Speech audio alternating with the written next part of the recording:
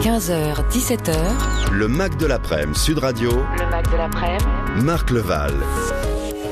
Allez, bon après-midi, merci d'être là. Nous sommes ensemble encore pendant une petite heure et on va parler, d'un sujet qui est assez, pas étonnant parce que c'est d'actualité, c'est de circonstance aussi, parce que même s'il y a 30 ans, c'était un phénomène assez rarissime, aujourd'hui, c'est un phénomène grandissant. Entre 1976 et 2006, le taux de divorce a été multiplié par 4 après 25 ans de mariage. C'est ce qu'on appelle les divorces tardifs. Et il y a un très très bon dossier avec la rédaction que dirige Muriel Ross du magazine Femmes Majuscules que vous retrouvez ce mois-ci, fondatrice et directrice du magazine donc Femmes Majuscules. Muriel Ross qu'on aura dans un instant sur l'antenne de Sud Radio. Les divorces tardifs, pourquoi, comment expliquer ce phénomène. Une enquête qui a été menée, mais alors très très bien expliquée avec beaucoup d'intervenants. Il y a des sociologues, des psychiatres, des sexologues, des psychanalystes également qui se sont penchés sur la question et qui a reçu la rédaction de Femmes Majuscules. On accueille donc la fondatrice et la directrice dans un instant. Il y aura également Marie-Françoise Barbeau. Elle est auteure et psychographologue à Dijon et elle a écrit notamment un livre qui s'appelle Senior, oser le bonheur après une séparation. Elle nous donnera là aussi son éclairage. Et vous, est-ce que vous avez vécu cela dans votre famille? Est-ce que vous êtes directement concerné par ce sujet, le divorce un peu tardif? Vous avez vécu 20 ans, 25 ans, 30 ans, 35 ans et plus ensemble et puis un jour, patatras, les choses ne vont plus. C'est la séparation. Qui en est à l'origine? Vous, madame? Vous, monsieur?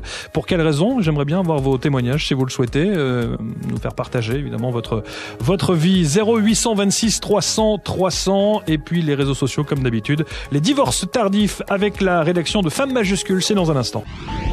Le Mac de l'après-midi. Le Mac de l'après-midi. Sud Radio.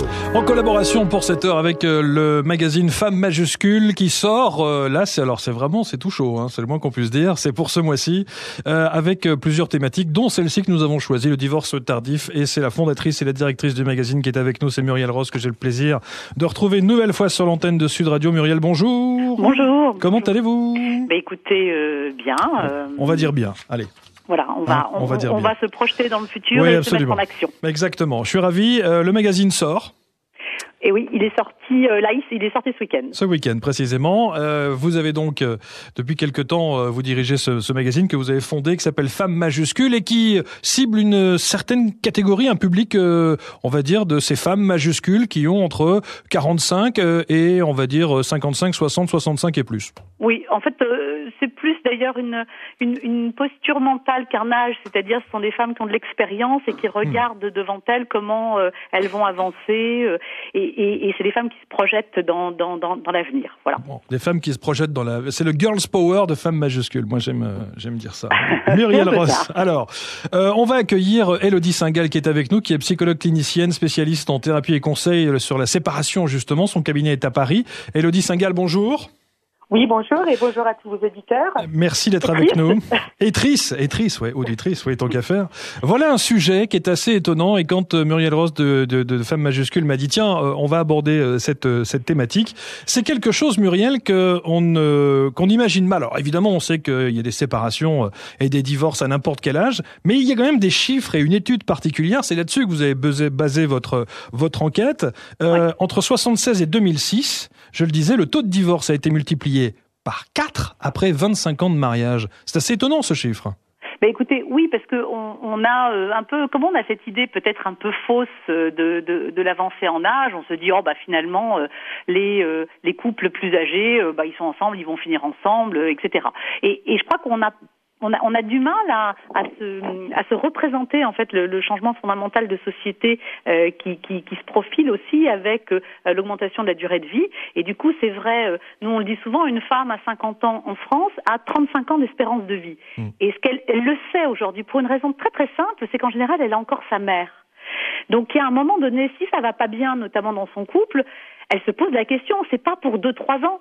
C'est pour plus de 30 ans.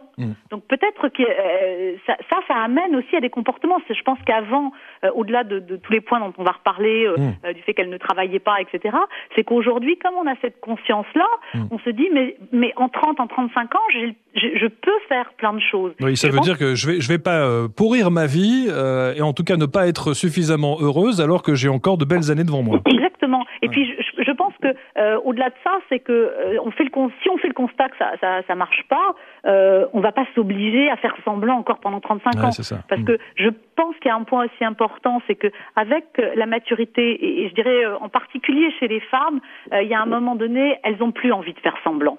Donc de temps en temps, pour des tas de raisons, elles ont dû un peu jouer, avoir des faux semblants, etc. Mais là, c'est le moment de se dire bon ben ça va pas. On le pose devant soi, on le regarde et on se dit là il y a un souci. Qu'est-ce que je fais? Alors, Élodie Singal, dans votre cabinet, je rappelle que vous êtes psychologue clinicienne à Paris, que vous connaissez très très bien justement la thématique de la séparation, du divorce et qui plus est les divorces tardifs après X années de mariage. Ce chiffre, effectivement, multiplié par 4 après 25 ans de mariage quand on parle des divorces depuis entre 76 et 2006. Dans votre cabinet, vous l'avez constaté aussi, ce ne sont pas que des trentenaires ou des quadras? Ah oui, j'ai beaucoup de personnes qui ont autour de 50 ans et qui sont en train de divorcer. Alors évidemment, moi je reçois ceux qui vivent mal le divorce, pas ceux qui le vivent bien. Ça veut pas dire celui qui le choisit, hein. C'est pas ça aussi on va le voir. Parfois celui qui le choisit le vit plus mal que celui qui le subit. Il n'y a pas de formule là-dessus. Mais en revanche, oui, j'ai beaucoup de personnes qui autour de 50 ans, de 20 à 25 ans de mariage se retrouvent à divorcer aujourd'hui et pour qui c'est un gros choc en fait. Ouais, j'imagine. Alors on va voir qui, évidemment, en règle générale fait le premier pas ou qui prend la décision de dire stop dans ce couple quand on a quand même une vie installée depuis 25 ou 30 ans. Mais il y a un deuxième chiffre, Muriel Ross, c'est que il y a ce 75%. Honnêtement, je ne pensais pas qu'on arriverait à ce pourcentage-là. Dans 75% des cas, c'est la femme qui demande le divorce. Écoutez, ça peut paraître énorme. En même temps, il y a un moment, je crois que les femmes, et c'est ce qu'on a vu nous dans notre enquête, c'est que les femmes à un moment donné ne se satisfont pas de quelque chose qui n'est pas clair. Et on a nous eu un certain nombre aussi de témoignages. D'ailleurs, certains de nos spécialistes nous l'ont expliqué très clairement en disant mais il y a des hommes qui sont pas satisfaits de leur vie de couple, mais finalement ils s'en accommodent, ils vivent une partie de leur vie ailleurs, et puis voilà. Les femmes, en fait, sont peut-être plus entières là-dessus. C'est-à-dire que si ça va pas, à un moment donné, elles se disent que ça va pas, et puis elles passent à l'acte. Bon, vous allez nous dire dans 2 secondes qu'il y a la lâcheté masculine, quoi. Voilà. Non, parce que je crois pas que ce soit une problématique de lâcheté ou de pas lâcheté. C'est que je pense que les hommes se laissent un peu plus facilement faire là-dessus. Peut-être que d'ailleurs aussi de temps en temps, ils ont simplement peur d'acter les choses. Et puis je pense que on a plus l'impression dans ce qu'on voit, mais là on n'a pas de chiffres pour le démontrer, c'est que les hommes quand ils partent déjà, j'allais dire, avec en général une autre histoire prête à être vécue. Les femmes quand elles partent parce que ça ne va pas. Et du coup, on peut très bien vivre sa vie de couple pas de façon satisfaisante, mais pas spécialement envie de se dire je suis amoureux de quelqu'un d'autre, je vais partir vivre avec quelqu'un d'autre. Donc il y a peut-être aussi, je sais pas, il y a peut-être une différence aussi culturelle, c'est-à-dire que peut-être que les femmes ont appris à plus maîtriser leur vie parce qu'elles ont dû le faire, et du coup elles se disent bon bah voilà, ça va pas, je le pose et puis je m'en vais. Et puis peut-être que finalement elles prennent la décision aussi pour leur conjoint. Alors, il y a plein de paramètres, évidemment, dans cette étude qui est très intéressante dans Femmes majuscules, qui sort, je le rappelle, là. Il y a beaucoup vous parlez notamment de l'analyse de sociologues comme François de Singly, il y a également des psychiatres avec Christophe Fauré, il y a le sexologue avec Alain Héril, il y a les psychanalystes avec Sophie Gadelen. Alors, il y a là aussi, chacun apporte évidemment son analyse, et puis il y a des tas de choses quand on parle de l'aspect financier, quand on parle de l'homme ou de la femme. On a bien vu la différence qu'il y avait justement dans cette prise de décision de séparation. J'allais vous poser cette question, Élodie Singal, vous qui êtes psychologue clinicienne. Ce sont des femmes en majorité qui prennent aussi la décision et qui viennent dans votre cabinet pour justement essayer de moins souffrir de cette séparation, ou l'inverse? Alors moi j'ai plus d'hommes qui viennent dans ma consultation parce qu'elles souffrent de la séparation. Parce que pour les femmes, c'est souvent une grande libération d'oser se séparer. Pour les hommes, c'est plutôt quelque chose qu'ils subissent, parce que les hommes ont plus cette capacité à vivre ici et maintenant, dans le présent, dans l'immédiateté. Donc ils n'ont pas cette liste de choses mal faites. Ils n'ont pas toute cette rancune en eux. Donc ils ont une capacité à effacer le passé que n'ont pas la femme. Et donc la femme, quand elle se sépare, elle se libère de cette liste de choses qu'elle a subies. Quand l'homme, il ne comprend pas, là au quotidien, maintenant, là tout de suite, je pensais que ça se passait bien. Vous voyez, et il y a juste une chose que je voudrais juste ajouter à l'explication que donnait votre invité, c'est qu'il y a aussi, il y a une raison neurobiologique au fait que la femme, après 50 ans, ose se décider, c'est que tout simplement, à partir de 50 ans, chez l'homme, il y a une baisse de testostérone, mais chez la femme, il y a une montée de testostérone. C'est-à-dire que là où l'homme était agressif jusqu'à 50 ans, c'est notre tour. Ouais. Donc, on a toute la niaque, si vous voulez. Les femmes, à ce moment-là, ont plus la capacité de décision et d'avancer. Alors ça, c'est une information très intéressante. Messieurs, méfions-nous. À partir d'un certain âge, c'est-à-dire aux alentours des 50 ans, lorsque on 55, on va dire. 55 ans, voilà. Une femme majuscule qui arrive donc à 55 ans, autant vous dire qu'elle risque d'avoir la niaque. Elle a les dents longues. Et n'oubliez pas qu'elle a une poussée de moustache. Et qu'à ce moment-là, il va falloir faire profil bas, messieurs. On ne peut pas tout le temps, voilà. Ça veut dire qu'à partir de 55 ans, en règle générale, on la joue tout doux et c'est madame qui porte la culotte. Exactement. C'est-à-dire que là, il y a aussi des raisons sociales. Enfin, je veux dire, pendant 50 ans, on a été éduqués à être des femmes au foyer. On a laissé à la femme le contrôle du foyer et à l'homme le contrôle de l'extérieur. C'était un pourvoyeur financier, etc. À partir de 50 ans, 55 ans, la femme a élevé ses enfants. Elle considère qu'elle a fait son job. Elle regarde la qualité de sa vie. Elle fait un peu le bilan de sa vie à ce moment-là. Et elle se dit, mais mince, mes enfants sont partis, j'ai une carrière peut-être, mais une carrière qui était quand même réduite parce que je me suis occupée des enfants, parce que j'ai été au foyer majoritairement. Maintenant, j'ai envie qu'on s'occupe de moi. Mais à ce moment-là, le mari, lui, il est installé dans son confort et dans son présent. Et je rajouterais non seulement ça, mais très souvent, c'est plutôt à cet âge-là que lui, il a plutôt un peu envie de rentrer au foyer. C'est-à-dire qu'en dehors du démon de midi pour certains, ils se disent bon, maintenant je peux un peu lever le pied, je vais un peu me faire dorloter à la maison. Et c'est là que quand vous disiez tout à l'heure, et on est dans les témoignages qu'on a eu, on est complètement en phase.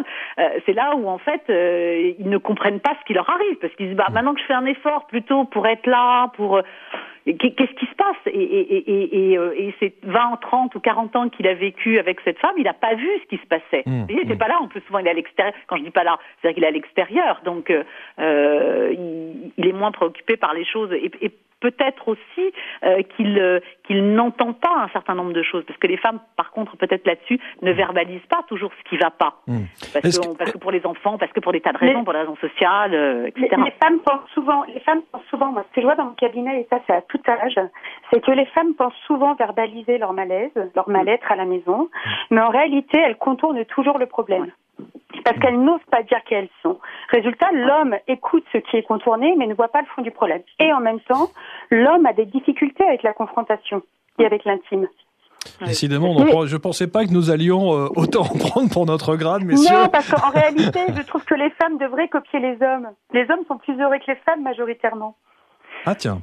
Mais ça, je sais pas. Ça, je pense que ça c'est plus un élément enfin, la société plus adaptée au rythme masculin qu'au rythme féminin. Ça c'est sûr. Maintenant, je crois qu'on a chacun notre place. Après, c'est à nous aussi de l'apprendre et de faire entendre ces choses-là. Et surtout, et c'est un peu nous ce qu'on essaie de faire dans Femmes majuscules, de dire aux femmes qui ressentent ces choses-là qu'elles ne sont pas anormales.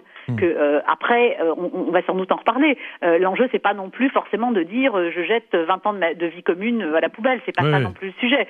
Mais en tous les cas, c'est à un moment donné, peut-être, et ça, nous, on a souvent en fait des couples qui réussissent justement le couple au long cours, voire au très long cours, qui disent à un moment donné, il y a une redistribution des cartes aussi. C'est-à-dire qu'il faut se reposer, il faut repasser un contrat peut-être d'une nature un peu différente. Oui, le truc, c'est qu'on n'aurait jamais fait ça il y a 20 ans ou 30 ans en arrière. Écoutez, je pense qu'il y a 20 ou 30 ans déjà, il y avait quand même une problématique d'autonomie financière des femmes. On va en parler, oui, absolument. Je vous rappelle quand même que finalement, il n'y a pas si longtemps que ça, dans l'histoire, y compris l'histoire française, que les femmes ne sont pas des êtres mineurs. Parce qu'avant, il fallait même demander l'autorisation à son mari pour avoir un compte en banque. Donc, oui, absolument. C'est relativement récent. Et puis, je pense, et ça, on l'a signalé ce point-là, c'est qu'il y a une histoire d'autonomie financière, mais il y a aussi de plus en plus une histoire d'autonomie psychologique, psychique. C'est-à-dire que, et peut-être qu'avec la maturité, ça vient aussi, c'est de ne plus attendre que le fait d'être bien ou on peut appeler ça le bonheur, viennent des autres, mais il vient de soi.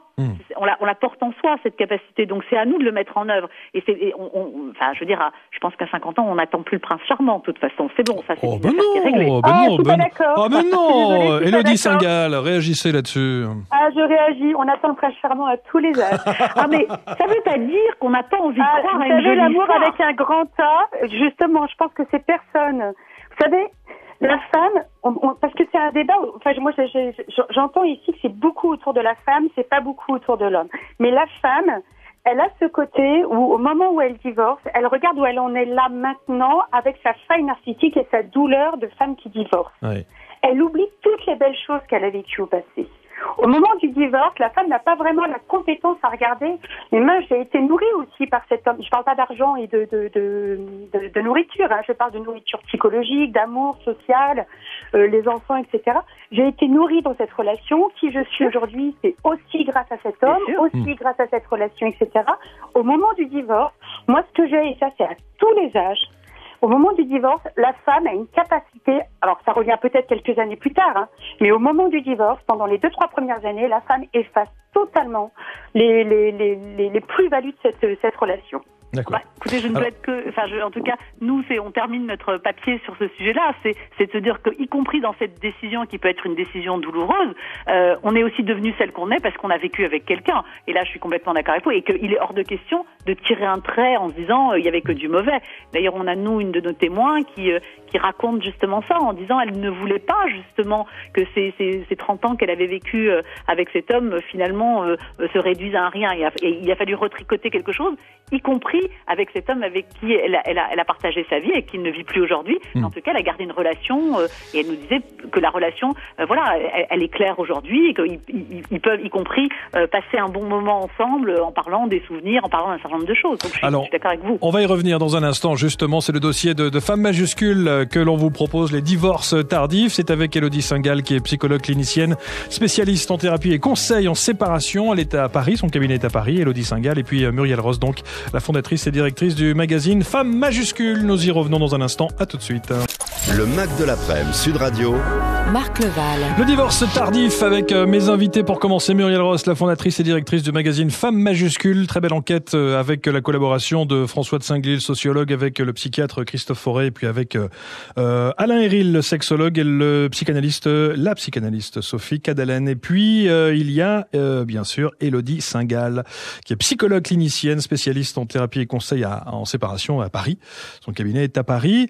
Alors on va justement parler de cette femme majuscule qui a 50 ans et plus, 55 ans nous disait tout à l'heure précisément Élodie Singal, où il y a cette tranche d'âge intéressante, puisqu'à la cinquantaine les femmes ont fait un certain chemin, les enfants, on le disait tout à l'heure, sont élevés, la question de l'épanouissement personnel reprend naturellement le dessus, et puis les grandes questions existentielles de se dire dans les 20, 25 ou 30 prochaines années, ai-je véritablement envie de vivre de cette manière-là? Est-ce que je m'entends aussi bien avec mon mari ou pas? Et la décision parfois tombe, le couperet tombe et le divorce est annoncé. On l'a vu, l'homme, mais vous le disiez, mesdames, est parfois beaucoup plus désemparé quand la nouvelle arrive. C'est beaucoup plus compliqué pour lui. Et puis il y a un autre chiffre, Muriel Ross, vous le dites d'ailleurs dans l'enquête Femmes majuscules, à partir de 60 ans, il y a 2 fois plus de femmes seules que d'hommes.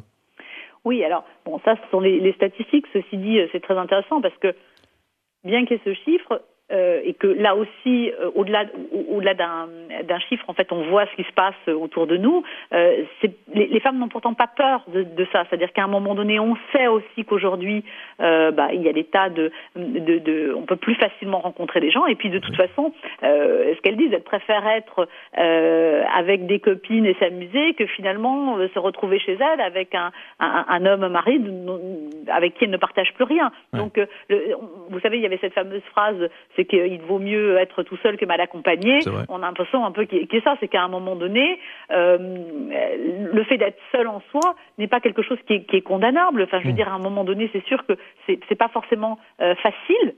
Mais c'est vrai qu'on est aussi dans une société dont on a l'impression que seul le couple est la cellule de base, mais en fait, on peut aussi vivre seul. Enfin, je veux dire, c'est pas non plus infaisable. Et en tous les cas, L'enjeu, c'est de savoir si on préfère vivre avec quelqu'un avec qui on ne s'entend plus ou être seul dans ces cas-là. Et il y a aussi il y a deux paramètres qui sont quand même importants. C'est qu'aujourd'hui, en 2015, quand on parle d'indépendance financière, elle existe aujourd'hui pour les femmes, ce qui est déjà moins compliqué qu'il y a 25 ou 30 ans en arrière. Et puis, vous parlez notamment des nouveaux moyens de faire connaissance avec des hommes. Il y a les différents sites que l'on connaît bien et autres sites communautaires. Donc là, ça compte aussi, j'imagine. Il y a moins l'appréhension de l'après. Oui, et puis je crois que il y a moins l'appréhension, puis il y a effectivement, on va dire, le biais de la rencontre virtuelle, et puis c'est aussi à partir du moment où on considère que sa vie ne va pas et qu'on a des contraintes, on se libère de ces contraintes-là et on peut s'ouvrir à d'autres types de choses. Il y a des femmes aussi qui changent aussi de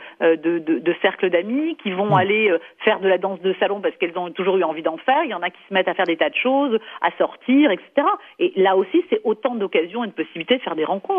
Donc voilà, mais je crois que celles qui se sont à un moment donné séparées volontairement, qui le vivent bien, sont pas non plus forcément en train de se dire tout de suite il faut que je retrouve un autre homme, parce que on connaît sans doute toutes des cas où on se dit d'abord il faut que je me retrouve moi, et puis une fois que je serai bien en phase avec moi-même, peut-être que des rencontres se feront naturellement. Il y a d'ailleurs dans votre enquête dans Femmes majuscules, il y a Alain Héril qui est le sexologue qui dit ceci: le divorce est devenu courant à tel point que certaines femmes refusent de passer par la case chagrin et elles souffrent en silence. Élodie Singal, dans votre cabinet à Paris, c'est le cas? Moi, je vous dirais que non, puisque je les reçois dans mon cabinet. Donc c'est qu'il y a le problème.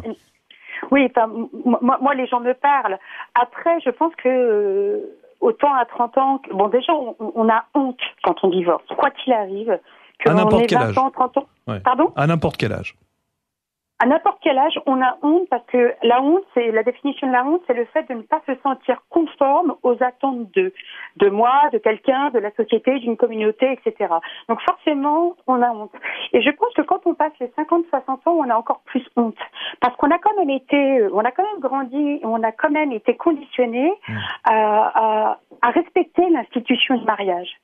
Chose que la jeunesse n'a pas. L'institution du mariage, on s'en fout. Si vous demandez à un jeune pourquoi il se marie, il vous dira certainement pas parce qu'il croit au mariage. Parce que c'est sa journée, parce qu'elle est une princesse, parce que lui veut céder à sa copine, etc. Mais c'est pas l'institution du mariage. Alors qu'à 60 ans, on a quand même grandi avec cette idée-là. Que c'était quelque chose à ne pas casser, ça avait une valeur, ça avait un sens. Donc on porte une double honte. Si en plus on a été élevé avec une idée un peu religieuse, c'est quand même le cas de beaucoup de gens à 60 ans aujourd'hui. Vous voyez, on était baptisés, on a été communiés, etc. Donc on vient casser beaucoup de valeurs. Et ça, je pense que ça bloque beaucoup. Et il y a la pression de l'entourage, vous le disiez, de la famille aussi, qui est importante. Alors là, ça va vraiment dépendre de la relation ça va dépendre de quelle famille on vient. Parce que moi, j'ai des femmes, des hommes qui divorcent. Là, j'ai dans mon cabinet un monsieur de 68 ans dont la femme a souhaité divorcer et qui se retrouve mais totalement décontenancé. Les enfants ont soutenu le divorce. Parce que justement, ils en avaient marre de voir leurs parents pas trop bien s'entendre. Après, il peut y avoir des couples qui s'entendaient bien ou qui avaient l'apparence de bien s'entendre et des enfants, parce qu'en fait, c'est plus tant les amis et les parents qui viennent donner de l'importance au divorce à ces âges-là. Ce sont les enfants et les petits-enfants. La pression familiale, Muriel Ross? Oui, alors nous, ce qu'on a vu, c'est que, alors effectivement, il y a des cas où on va dire tout le monde est d'accord pour dire que de toute façon c'était plutôt souhaitable. Ouais. Mais nous, on a vu aussi dans les témoignages de femmes qu'on a recueillis, des femmes qui nous ont expliqué que leurs enfants, qui sont pourtant des adultes, et qui éventuellement sont eux-mêmes déjà parents, l'ont très mal vécu parce que ils ont l'impression que, d'une part, ça se fait pas. En plus, c'est pas à la mère de demander le divorce. Il y avait une analyse qui nous disait que, en fait, on veut bien, à la limite, quand c'est l'homme, on l'excuse, mais quand c'est la mère et qu'en plus, on a sans doute fantasmé l'idée qu'on va pouvoir revenir au bercail, amener les petits-enfants, etc., on se dit, mais qu'est-ce qui se passe? Donc, c'est pas toujours facile. Et puis, on peut se dire aussi, quand on est l'enfant, de se dire, mais pourquoi ils divorcent maintenant, alors que ça fait 30 ans qu'ils sont ensemble? Ils se supportent, oui. Et puis, au-delà de ça, pour l'enfant, je veux dire, c'était la croyance en l'amour éternel, et il y a toute la fantasmatique qui tombe. Je veux dire, je suis, quoi qu'il arrive, et quel que soit mon âge et l'âge de mes parents, l'enfant de mes parents. Et quand l'un des deux souhaite le divorce, il il y en a forcément un qui est lésé. Et il y a ce conflit de loyauté qui existe quoi qu'il arrive dans le divorce et quels que soient les âges. Alors il y a un témoignage d'ailleurs dans Femme majuscule, c'est Fanny qui dit « Mes enfants en ont voulu d'avoir quitté leur père, ils le voyaient comme une victime alors qu'il m'avait fait vivre absolument un enfer. Ouais, » et la psychanalyste Sophie Calandin dit ceci, elle dit « Nous supposons une capacité maternelle à tout supporter, aussi bien les violences, les infidélités, alors que le père, lui, est ramené au statut très infantile de celui qui a le droit de faire des bêtises et de rentrer ensuite au bercail. On lui pardonne tout et pas à elle, et on ne supporte pas qu'elle ne le tolère plus. » Ça c'est un exemple flagrant, hein, justement, de la capacité qu'on a à mettre les gens dans des cases en se disant maman doit supporter, papa a le droit, c'est lui la victime. Oui, et je dirais ce d'autant plus, et je rebondis sur ce que vous disiez tout à l'heure, dans notre culture judéo-chrétienne, où en fait finalement, voilà, les femmes doivent, comme elles doivent enfanter dans la douleur, ça a été, voilà, donc ça fait partie des choses. Et puis, ce qui se passe sans doute aussi, c'est que pendant les 20 ou 30 ans où le couple a vécu ensemble, s'il y avait quelque chose qui n'allait pas, en général, la femme, notamment dans son rôle de mère, essaie de le cacher à ses enfants. Donc pour eux, tout d'un coup, ils peuvent se dire mais je comprends pas, ça avait l'air de bien se passer, et tout d'un coup, on a l'impression que ça arrive comme ça. Donc là aussi, je pense que comme on est dans une société où les choses vont toujours vite, il faut laisser le temps aussi d'entendre ce qui a été dit. Il faut laisser le temps aussi à l'entourage de digérer les choses. C'est sûr que en préparant en fait le dossier, je repense très très souvent à cette scène absolument magnifique d'un film de Colin Serrault qui s'appelle La Crise, où Yves Robert, qui est marié à Maria Pacôme, convoque ses enfants qui sont des adultes, qui ont des problèmes, et en fait il explique que leur mère est devenue folle parce qu'elle part avec un type qui est plus jeune qu'elle, et en fait elle a un monologue absolument magnifique où avec la verve de Maria Pacôme, où elle écrit tout ce qu'elle a fait pendant 30 ans sans que aucun dans la famille ne soit aperçu, et qu'elle dit maintenant je m'occupe de moi. Je me casse. Exactement. Oui, c'est un extrait. Moi, je pense que tout le monde devrait revoir ça, parce que tout est vrai. Enfin, je veux dire, et c'est un film qui a maintenant plus d'une vingtaine d'années. On va remercier Élodie Singal, infiniment merci, psychologue clinicienne, spécialiste en thérapie et conseil en séparation. Vous êtes à Paris. Merci beaucoup pour votre éclairage. Merci, à très très bientôt, Élodie Singal. Muriel Ross, je vous garde. Le dossier sur cette thématique des divorces tardifs est à lire dans Femme majuscule, qui sort évidemment là depuis quelques jours. Vous pouvez vous le procurer. Et puis on va accueillir Marie-Françoise Barbeau, qui a écrit un livre notamment sur les seniors oser le bonheur après une séparation. Elle est psychographologue, voilà, elle est à Dijon précisément. On va l'accueillir dans quelques instants. Marie-Françoise Barbeau, après ceci, une pause, à tout de suite. Marc Leval, le Mac de l'après-midi, Sud Radio. Bonjour Marie-France Barbeau. Bonjour. Vous êtes auteur et psychographologue à Dijon. Vous avez écrit entre autres Senior, oser le bonheur après une séparation. Ça part d'un constat, oser le bonheur après une séparation? Tout à fait. J'ai reçu pas mal de jeunes femmes dans mon bureau et des moins jeunes, bien sûr. Donc c'est un long constat puisque je suis installée à Dijon depuis 91. Oui. Et je pense être le seul auteur à m'être intéressé au divorce des seniors. Des seniors. En tout cas, le magazine Femme majuscule s'y intéresse également, avec la directrice et la fondatrice Marie-Noël Ross. Aussi. Bon, alors effectivement, c'est un constat que vous faites, parce que ça veut dire que si j'en juge par votre titre, Senior, oser le bonheur après une séparation, c'est-à-dire qu'après la séparation, il y a une espèce de blocage, il y a une espèce de culpabilité qui fait que on a du mal à franchir le cap et de se dire, maintenant je vais vivre heureuse ou heureux. Oui, tout à fait. Il faut déjà faire le deuil de cet échec. Quelque part, ça reste un échec. Et puis, il va falloir apprendre à aimer. On n'en est pas toujours à l'initiative de son divorce. Ça peut être le conjoint qui l'a demandé.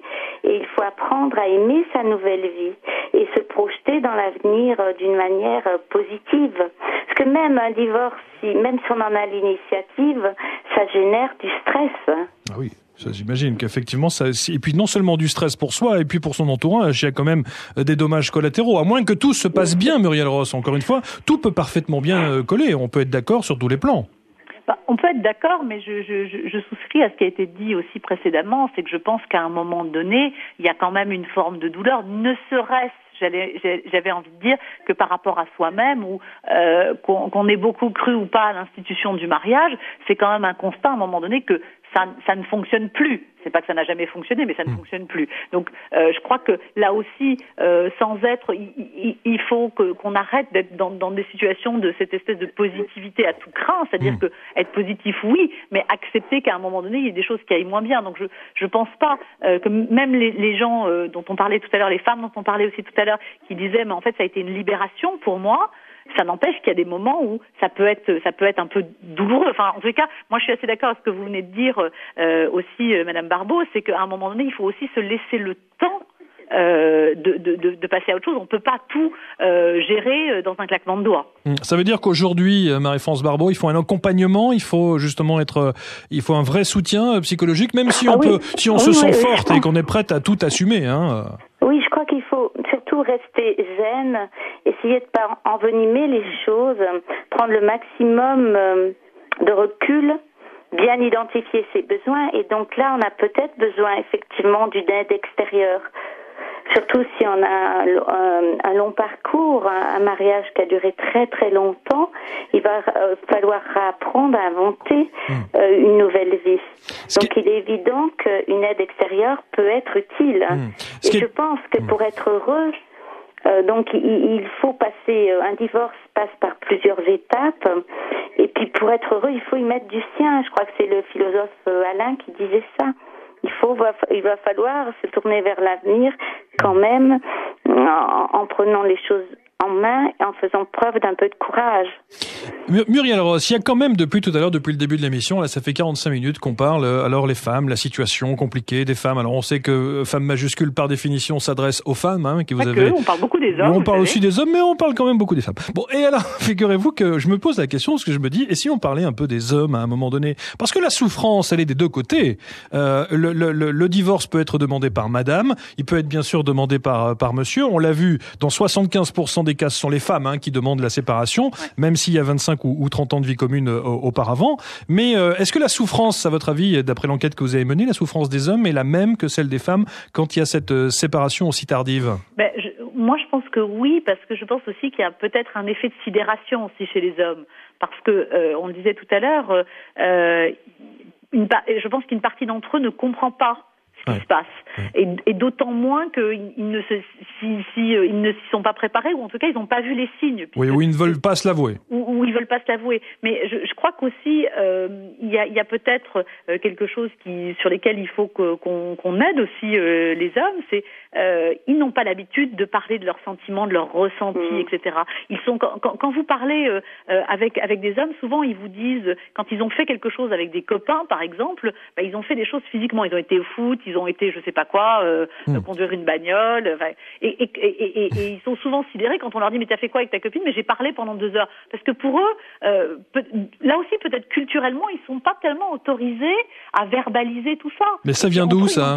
Ça vient d'où ça, à votre avis? Je pense que c'est culturel, je pense, parce que nous, ça nous est arrivé de faire des groupes avec des hommes, et d'ailleurs c'était assez intéressant parce que certains nous disaient, mais au moment où je le dis, là, je me rends compte, en verbalisant, je me rends compte des choses. Mais c'est vrai que le stéréotype, on va dire masculin, c'est plutôt d'être dans l'action, de pas perdre de temps en baliverne, etc., etc. Donc ça correspond aussi à un stéréotype. Et du coup, peut-être qu'ils apprennent moins à écouter leur fort intérieur là-dessus. Marie-France Barbeau, vous êtes d'accord avec ça? Ah oui, totalement. Moi, je pense qu'un petit garçon, une petite fille, moi, je pense que ça vient de l'enfance et de la manière dont on se structure. La petite fille, elle se construit en ayant une relation de proximité avec ses petites copines. Elle est plus à l'aise dans l'intime. Le petit garçon, comme vient de le dire Muriel Ross, lui, il va se structurer au niveau du sport, des choses plus collectives. Bon, on le laisse peut-être pas assez exprimer son intime. De même que le petit garçon, donc, communique pas de la même manière que la petite fille. Et quelque part, ça se retrouve après dans la vie d'adulte. L'homme et la femme ne communiquent pas de la même manière. Mais ça veut dire que si on avait appris à communiquer en amont, il y aurait pas cette phase de divorce, alors du coup, Muriel Ross? Je pense que de toute façon, si on communiquait mieux... Oui, ça c'est sûr. mais la difficulté, c'est que même ceux qu'on pourrait qualifier de grands communicants, c'est difficile. L'autre jour, on travaillait sur un débat où on a fait intervenir là aussi un sociologue. Il parlait aussi de de sujets qui peuvent intervenir entre un homme et une femme, et il nous disait ça, il nous disait mais si c'était facile, ça se saurait. C'était Jean-Pierre Kaufmann, il nous disait mais comme ça, théoriquement, y compris les conseillers, ils disent c'est facile, mais en fait, le dialogue, et plus vous êtes dans la sphère de l'intime, plus c'est difficile. C'est plus facile de dire à quelqu'un d'extérieur quelque chose qu'on a sur la patate que de le dire à quelqu'un qu'on voit au quotidien, à qui on vit. On le sait tous, enfin je veux dire, dans notre fort intérieur, on le sait. Donc alors, c'est là où c'est compliqué. On verra dans un instant, on a marqué une dernière pause, on verra dans un instant le processus de reconstruction, puisque dans l'ouvrage notamment de Marie-Françoise Barbeau et dans l'enquête de Muriel Ross au travers du magazine qui sort là depuis quelques heures, allez soyons fous, Femme majuscule, il y a aussi toujours une note positive où on se dit qu'effectivement une séparation, c'est une séparation, un divorce, même s'il est compliqué et parfois douloureux, il y a toute une phase de reconstruction derrière qui est importante. On voit ça dans un instant. La dernière partie du Mac de l'après-midi, les divorces tardifs. À tout de suite. Le Mac de l'après-midi. Le Mac de l'après-midi. Sud Radio. Muriel Ross est avec nous. Nous avons également Marie-Françoise Barbeau, auteure et psychographologue à Dijon. Et notamment avec un ouvrage qui s'appelle Seigneur, osez le bonheur après une séparation. Oui, parce qu'il y a aussi l'après-séparation, le fait de vouloir se reconstruire et évidemment de vivre les choses pleinement. Mais avant de parler de cela, dans les dernières minutes, Muriel Ross, il y a dans votre enquête Femme majuscule qui parle justement des divorces tardifs. Il y a ce passage qui m'a fait sourire en même temps parce que j'avais envie de dire, tiens, depuis tout à l'heure, on n'arrête pas d'accabler les hommes. C'est la psychanalyste que vous avez rencontrée pour mener cette enquête, Sophie Cadalen, qui dit ceci: si de nombreuses femmes sont soulagées après leur divorce, ce n'est pas le cas de toutes. Une femme mariée de longue date qui accablait son mari de reproches et le menaçait sans cesse de partir, s'est sentie flouée le jour où c'est lui qui a fini par décider de la quitter. Elle a perdu la raison de se plaindre, les défauts de son partenaire constituant un alibi bien commode pour lui éviter de se remettre en question et analyser la participation à sa vie insatisfaisante. Elle trouve dans cette rupture un ultime motif d'en vouloir à son conjoint jusqu'à la fin de ses jours. Voilà, c'est une petite... on peut prendre ça avec le sourire aussi. Oui, non, mais je crois qu'à un moment donné aussi, l'enjeu, c'est d'être au clair sur le pourquoi on fait les choses. Mais oui. Et que ça mérite aussi un travail sur soi, alors qu'il doit être accompagné ou pas, ça dépend des cas, mais en tous les cas, de savoir se regarder aussi lucidement. On sait bien que le fait de pouvoir avoir quelqu'un à qui on reproche des choses peut être aussi constitutif de la relation. Oui. On connaît tous des couples où ils n'arrêtent pas de s'engueuler, mais ils ne peuvent pas vivre l'un sans l'autre. Oui, c'est vrai. Voilà. Ouais, absolument. Voilà, c'était le petit clin d'œil au passage. Je me suis dit, voilà, elle me dit, c'est plein, elle a demandé le bol. Voilà. L'après, ça c'est important. Et vous avez écrit ce livre, Marie-Françoise Barbeau, justement, Seigneur, osez le bonheur après une séparation. Quelles sont les bonnes attitudes? Comment faire justement pour retrouver le bonheur quand on vit quand même quelque chose, même si on l'a demandé, c'est un choc psychologiquement. Oui, bien sûr, mais il faut considérer que le passé est derrière vous. Vous ne pouvez pas le changer. Quoi que vous fassiez, eh bien, il faut aller de l'avant. Donc, et considérez aussi que votre futur, vous le connaissez pas. Donc, dans un premier temps, les conseils à donner, c'est de vivre au présent, afin de faire face aux appréhensions que vous pouvez avoir, puisque vous n'appréhendez pas encore votre futur, vivez pleinement votre présent. Ensuite, il faut bien sûr essayer de se mettre dans une position positive, de positiver ses pensées. Parce qu'un divorce peut vous démoraliser, vous fatiguer, vous perturber et donc vous induire dans un état de passivité et d'inaction face aux problèmes. Donc il va falloir se centrer sur ce qu'il y a de positif. Faut se réinventer en fait. Apprendre dans un premier temps à avoir le goût du bonheur en solo. Je crois qu'on peut dire ça. Pas facile après 25 ou 30 ans de mariage. Non, pas facile. Je crois qu'il faut penser aux événements les plus agréables qu'on a vécus avant. Mais essayer de de continuer les choses et de se tourner vers l'avenir d'une manière positive. Alors Muriel Ross, renforcer sa confiance en vous et oser le changement. Alors dans Femme majuscule justement, il y a l'analyse de Christophe Fauré que vous avez rencontré, qui est le psychiatre, et qui dit Muriel, avant de partir, il est bon de se demander pourquoi on part et aussi pourquoi. Oui. En deux mots. Oui, parce que je crois que cette capacité, au moment où on prend des décisions, c'est aussi, il suffit pas de prendre la décision juste sous le feu de l'action, j'allais dire, mais se dire, bon, je prends cette décision, quand elle sera actée, j'imagine vivre comment. Ce qui veut pas dire que on projette un rêve, mais on imagine une vie d'après. Qu'est-ce que cette nouvelle situation va nous permettre de faire? Et je crois que la capacité de se projeter dans le futur est aussi extrêmement importante. Ça veut pas dire, et je rejoins ce que disait votre Marie-France Barbeau. Ça veut pas dire qu'il faut se précipiter. Ça veut dire qu'à un moment donné, on a appris des choses. À un instant T, on prend une décision et on commence aussi à se projeter dans le futur et on va essayer d'imaginer ce futur et puis ensuite on va agir. Mais je suis assez d'accord sur l'idée de se dire qu'à un moment donné aussi l'enjeu c'est de se retrouver soi d'abord. Parce que on a si on regarde notamment dans l'histoire de la vie des femmes, on s'aperçoit que pendant très longtemps les femmes sont passées elles étaient à la maison sous le joug du père, elles se sont mariées, elles ont vécu, et puis il y en a certaines qui n'ont jamais vécu seules. Donc vivre seul, ça apprend des choses sur soi aussi. Évidemment, c'est une remise en question et il le fait d'abord de penser à soi, ensuite se projeter sur 6 mois, sur 1 an, comment envisager l'après, la vie future et puis peut-être se reconstruire différemment. Merci à toutes les deux, merci mesdames infiniment, à Marie-Françoise Barbeau. Je rappelle votre ouvrage Seigneur, oser le bonheur après une séparation. Merci Marie-Françoise, à bientôt. Merci à vous. À très bientôt, je remercie Élodie Singal, au revoir. Et à Muriel Ross, comme d'habitude, avec Femme majuscule qui est sortie, vous pouvez vous le procurer dès maintenant. Il y a une jolie photo en couverture que j'ai pas reçue, Muriel Ross. Oh, bah écoutez, dès que j'arrive à mon bureau, je vous l'envoie, parce qu'il y a plein de... Oui, il y a plein d'autres sujets. Vous appréciez particulièrement les femmes majuscules. Oui, mais très. Vous savez quoi, je les garde, parce qu'ils sont beaux en plus. Au-delà d'être complets sur le contenu, je trouve qu'ils sont beaux esthétiquement. Je les ai stockés, voilà, ils sont dans ma bibliothèque et je les garde au fur et à mesure. Bah écoutez, quand votre service de presse me l'envoie. Écoutez, je m'en occupe dessus. On fera un prochain sujet, Muriel, si vous le voulez bien, sur les arts divinatoires, parce que là aussi, vous avez un très très bon sujet aussi. Les Français